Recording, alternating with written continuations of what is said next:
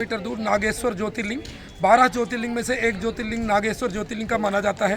कहा जाता है कि यहाँ दारुका नाम की एक राक्षसी थी जिसे दारुका वन में जाने की अनुमति नहीं थी, जिसके लिए दारुका ने बड़ी तपस्या की और पार्वती मैया को प्रसन्न किया, आशीर्वाद दिया और दारुका जो राक्षसी थी उसे इस वन में घूमने विचरण करने व औषधि तैयार करने की अनुमति दे दी।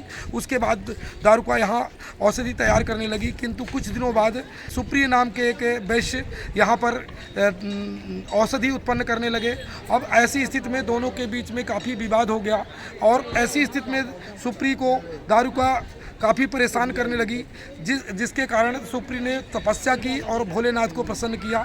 भोलेनाथ प्रसन्न होने के बाद उन्हें दर्शन देते हैं और दर्शन देने के बाद सुप्री को दारुका से बचाते हैं। दारुका के वध के उपरांत भगवान भोलेनाथ यही नागेश्वर ज्योतिर्लिंग के रूप में स्थापित हो जाते हैं। तब से यहाँ भगवान भोलेनाथ नागेश्वर ज्योतिर्लिंग के रूप में जाने जाते हैं और कहा जाता है कि नागेश्वर ज्योतिर्लिंग के पूजन दर्शन से नाग दोष भी समाप्त होता है। यहाँ नाग स्वरूप में नागेश्वर ज्योतिर्लिंग स्थापित है। यहाँ बहुत ही सुंदर मंदिर है, बहुत ही विशाल शिवलिंग भी स्थापित है। यहाँ तक कि यहाँ के अंदर शनि देव का भी मंदिर है। बहुत शांतिपूर्वक दर्शन होते हैं, बहुत ज़्यादा भीड़ भाड़ नहीं होती है, क्योंकि द्वारिकाधीश से लोग जो दर्शन करने आते हैं यहाँ नागेश्वर ज्योतिर्लिंग दर्शन करने आते हैं, किंतु ज़्यादा भीड़ भाड़ देखने को नहीं मिलती है। देखें नागेश्वर ज्योतिर्लिंग के बाहर की तस्वीरें, ये मुख्य द्वार है और इस तरफ भोले बाबा का विशाल मूर्ति स्थापित है। ये और बाहर छोटी छोटी कुछ दुकानें सजी हुई हैं। ज़्यादा भीड़ भाड़ कम नज़र आती है, ज़्यादा भीड़ भाड़ नहीं रहती है। देखें यहाँ यात्री प्रतीक्षालय और सारी चीज़ें छोटी छोटी हैं। प्रवेश द्वार देखो मंदिर के अंदर, मंदिर के अंदर नागेश्वर ज्योतिर्लिंग दर्शन होते हैं।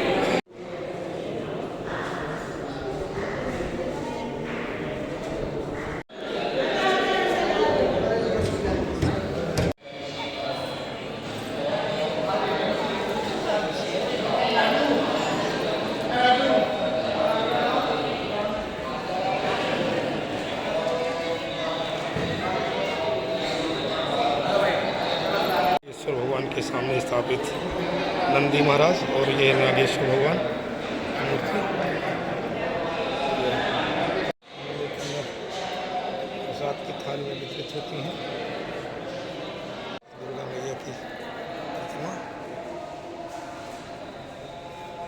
नागेश्वर महाराज जी हैं, कैसे कैसे क्या है इनका स्थापना क्या कैसे? बहुत लोग आते हैं जी जी। कितने लोग दर्शन करने आते हैं प्रतिदिन यहाँ लगभग? वो तो ट्रैफिक रहता है, कभी बहुत कभी लोग कम आते हो हैं। जाता है, कभी कभी रहता है। ज्योतिर्लिंग के रूप में जाना जाता है। हाँ। ठीक पीछे ये तालाब स्थित है, बहुत सी रमणीय तालाब नज़र आ रहा है। वहीं ये मंदिर पीछे देखें, काफ़ी ऊंचा मंदिर बना हुआ है, विशाल ऐतिहासिक मंदिर है। देखें परिसर में, ये मंदिर परिसर में ही ये मंदिर है, शनिदेव का मंदिर। देखें भगवान शनिदेव की बहुत ही सुंदर प्रतिमा यहाँ स्थापित है।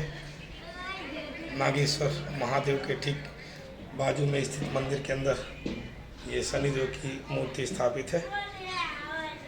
बाजू में नागों की मूर्तियाँ स्थापित हैं, 8 मूर्तियाँ स्थापित हैं।